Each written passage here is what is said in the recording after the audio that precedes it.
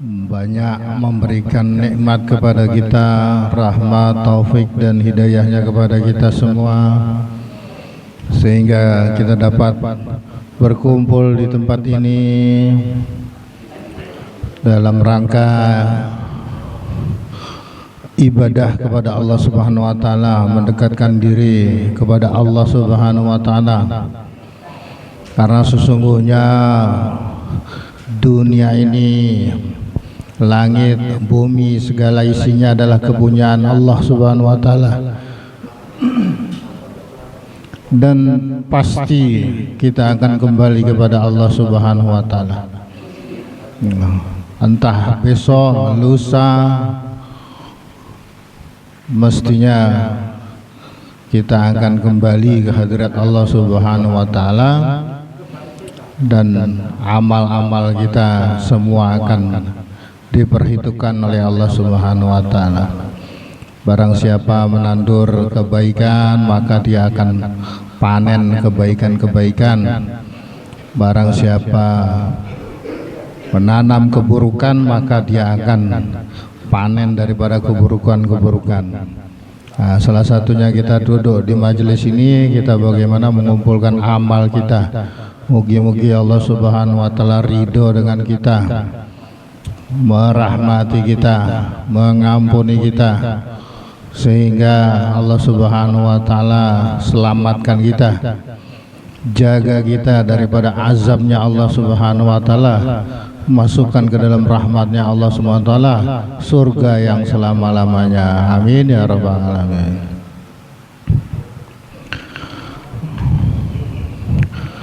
Begitu juga selawat serta salam kepada baginda Rasulullah sallallahu alaihi wasallam. Ngaceng, monggo Pak, ngaceng. Padel, ngaceng Padel. Nah, diisi. Monggo saf-saf yang di depan diisi dulu. Ngaceng. Nah. Selawat serta salam tidak lupa kita aturkan kepada junjungan kita Nabi Agung Muhammad sallallahu alaihi wasallam, dengan pengorbanan beliau dengan para sahabat sehingga agama ini sampai kepada diri kita. Mugi-mugi insyaallah sampai hari kiamat agama ini terus dilanjutkan oleh anak cucu kita, keturunan kita, sehingga Allah Subhanahu wa taala kembali kumpulkan kita bersama keluarga kita, anak cucu kita di akhirat nanti di dalam rahmatnya Allah Subhanahu wa taala. Amin ya rabbal alamin. Bismillahirrahmanirrahim. Salatullah salamullah ala Taha Rasulillah. Salatullah salamullah ala Yasin Habibillah. Sungguh indah hidup di dunia bila mau bertobat padanya. Kucuran rahmat di mana-mana, walaupun tinggalnya di penjara. Salatullah salamullah ala Taha Rasulillah. Salatullah salamullah ala Yasin Habibillah. Mumpung pintu taubat terbuka, segeralah bertobat padanya bila engkau mengingkarinya, kan menyesal selama-lamanya. Salatullah salamullah ala Taha Rasulillah. Salatullah salamullah ala Yasin Habibillah. Iman Islam mahal harganya, melebihi dunia dan isinya. Jangan lepas dari dada kita, walau apapun yang menggodanya. Salatullah salamullah ala Taha Rasulillah. Salatullah salamullah ala Yasin Habibillah. Jadilah orang yang berguna bagi bangsa dan negaranya. Alhamdulillah bila berguna bagi Allah dan Rasulnya. Salatullah salamullah ala Taha Rasulillah. Salatullah salamullah ala Yasin Habibillah. Allah menilai bukan statusnya, harta apapun jabatannya. Yang paling mulia di sisinya, yang paling bertakwa kepadanya. Salatullah salamullah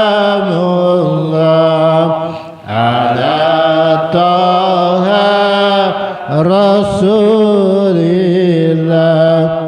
Salatullah salamullah ala Yasin Habibillah. Alhamdulillahirrahmanirrahim.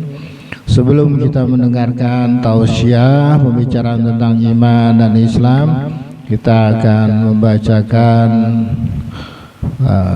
fadilah zikir.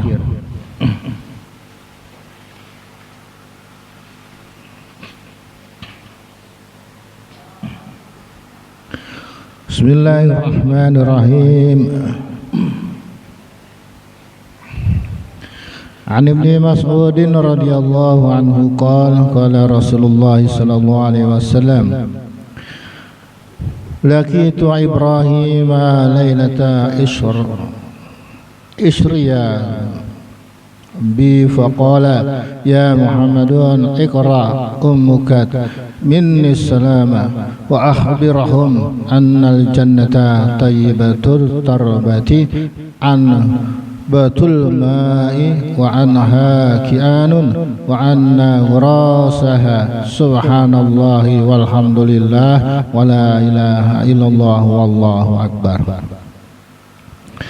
Dari Sayyidina Ibnu Mas'ud radhiyallahu anhu, baginda Rasulullah sallallahu alaihi wasallam bersabda, pada malam aku dimi'rajkan, aku berjumpa dengan Nabi Ibrahim alaihissalam. Nabi Ibrahim alaihissalam berkata kepadaku, sampaikanlah salamku untuk umatmu dan beritahukanlah kepada mereka bahwa surga tanahnya subur dan airnya sangat jernih, tetapi tanahnya masih kosong. Tanamannya ialah kalimat subhanallah walhamdulillah wala ilaha illallah wallahu akbar. Tanamlah pohon-pohon tersebut sesuka hatimu. Diulangi, pada malam aku dimi'rajkan, aku berjumpa dengan Nabi Ibrahim alaihissalam. Nabi Ibrahim alaihissalam berkata kepadaku, sampaikanlah salamku untuk umatmu dan beritahukanlah kepada mereka bahwa surga tanahnya subur dan airnya sangat jernih, tetapi tanahnya masih kosong. Tanamannya ialah kalimat subhanallah walhamdulillah wala ilaha illallah wallahu akbar. Tanamlah pohon-pohon tersebut sesuka hatimu. Dalam riwayat yang lain ada tambahan la haula wala quwata illa billah. Hadis yang lain menyebutkan setiap ucapan dari kalimat tersebut akan diganjar dengan sebuah pohon di surga. Hadis lain mengatakan, barang siapa yang membaca subhanallahil azimi wa bihamdih, akan ditumbuhkan baginya sebuah pohon di surga. Hadis lain mengatakan, ketika baginda Rasulullah sallallahu alaihi wasallam sedang berjalan, beliau melihat Sayyidina Abu Hurairah radhiyallahu anhu sedang menanam pohon. Dan beliau bertanya, apa yang sedang kau kerjakan? Jawabnya, aku sedang menanam pohon. Beliau bersabda, maukah aku beritahu sebaik-baiknya benih untuk ditanam, yaitu kalimat subhanallah walhamdulillah wala ilaha illallah wallahu akbar. Dengan setiap kalimat ini akan ditanam sebatang pohon di surga. Hadis riwayat Tirmizi dan Tabarani dari kitab As-Saghir dan kitab Awsah. Faidah, Nabi Ibrahim alaihissalam telah mengirimkan salamnya melalui baginda Rasulullah sallallahu alaihi wasallam kepada kita semua sebagai umat Nabi sallallahu alaihi wasallam. Para ulama menulis bahwa barang siapa yang sampai kepadanya hadis ini hendaklah menjawab salam Nabi Ibrahim alaihissalam tersebut, yaitu waalaikumsalam warahmatullahi wabarakatuh. Sedangkan yang dimaksud dengan surga tanahnya subur dan airnya jernih adalah: satu, menerangkan keindahan tempat tersebut, sebagaimana diterangkan di dalam hadis yang lain bahwa tanah di surga terbuat dari misk dan zafaran dan airnya sangat segar. Di tempat ini tentu semua orang ingin membangun tempat tinggalnya.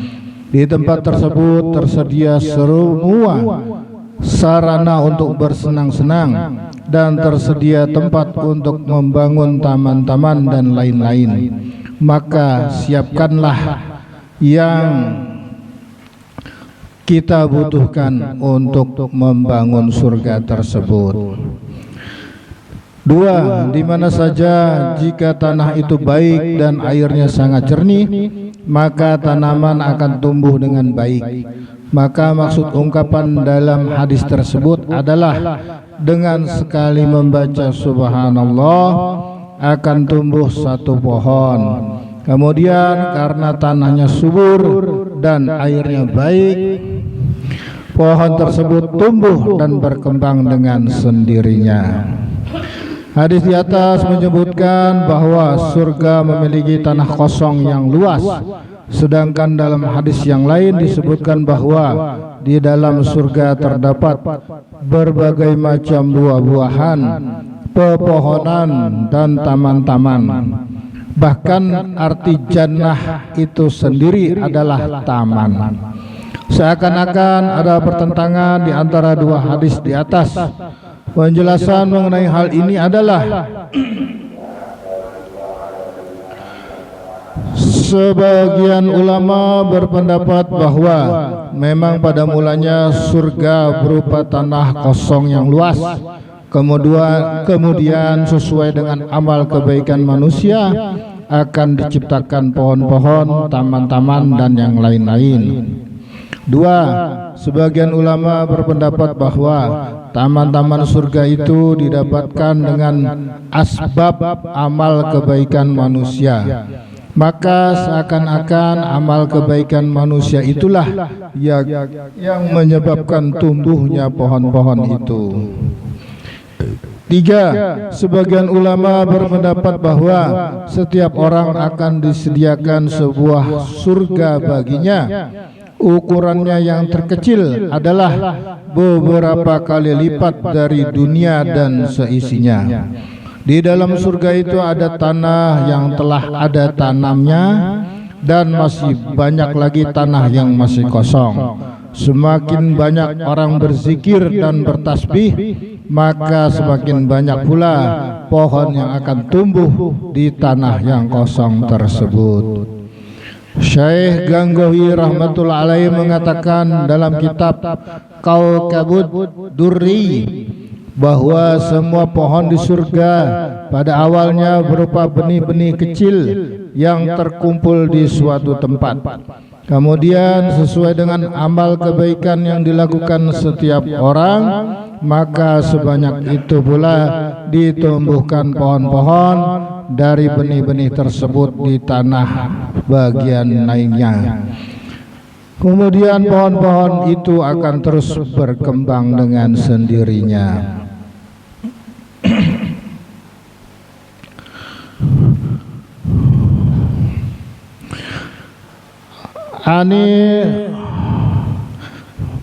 An Abi Umamah radhiyallahu anhu qala Rasulullah sallallahu alaihi wasallam man lahul lailu ayyukabidahu aw yakhilla bil mali aw yunfaqu aw junuba anil aduwi ayyuqatilahu falyaksir min subhanallahi wa bihamdihi fa innaha habbu ilallah wa min jabali zahabin yunfiquhu fi sabilillah. Dari Sayyidina Abu Umamah radhiyallahu anhu, baginda Rasulullah sallallahu alaihi wasallam bersabda, barang siapa takut bersusah payah beribadah pada malam hari, maksudnya tidak mampu bangun dan sibuk beribadah pada malam hari, atau dia kikir sehingga tidak menginfakkan hartanya, atau dia penakut sehingga tidak mampu berani bertempur ke medan perang, maka hendaklah ia memperbanyak membaca subhanallahi wa bihamdihi, karena bacaan itu lebih disukai Allah subhanahu wa ta'ala daripada bersedekah emas sebesar gunung di jalan Allah subhanahu wa ta'ala. Alhamdulillah, hadirin dimuliakan oleh Allah subhanahu wa ta'ala,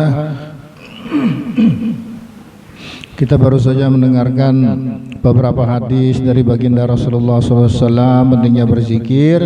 Apa yang dengan kita dengar tadi, kita niat amal dan sampaikan kepada saudara-saudara kita yang lain.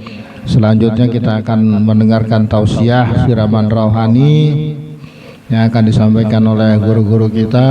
Maka kita pasang telinga kita, hati kita, fikir kita, sehingga apa yang beliau sampaikan nanti bisa terkesan di dalam hati kita, sehingga kita bisa amal, sehingga kita bisa ada perubahan-perubahan di dalam diri kita, sehingga kita ada kebaikan-kebaikan masuk ke dalam diri kita. Moga-moga Allah Subhanahu wa taala berikan kepahaman kepada kita semua, amin ya rabbal alamin.